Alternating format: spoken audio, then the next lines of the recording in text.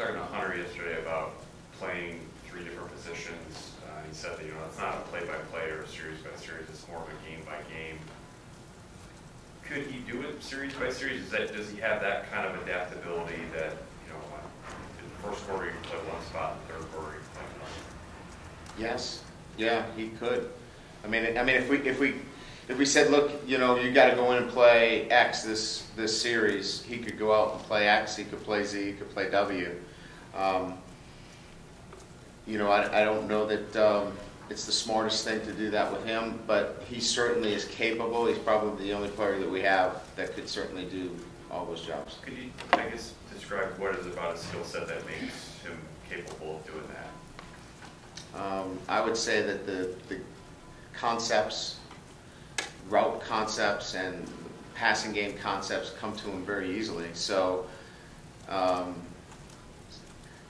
some guys don't know how the other pieces fit together. He can kind of look at the picture and go, wow, I know the Z does this, so the X must have to be the curl on this play. So he just has a natural way of being able to put the pieces together a lot easier. Coach, you probably heard Deshaun take responsibility and say, hey, it was my fault. I could have learned on some of those passes to Corey. But then Corey came back and said, I have to catch the ball, honey. You probably have to like that thing, that each guy is saying, I can be better.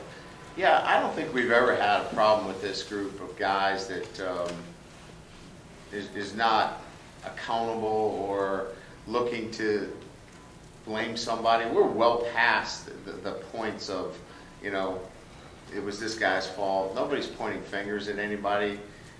It was just collectively, everybody, not playing their very best. So, yeah, we've never felt a schism in that sense at all, that the defense didn't do their job or the offense didn't do their job. I think it was clearly everybody wants to, make sure that they play their very best, not only for themselves but for their teammates.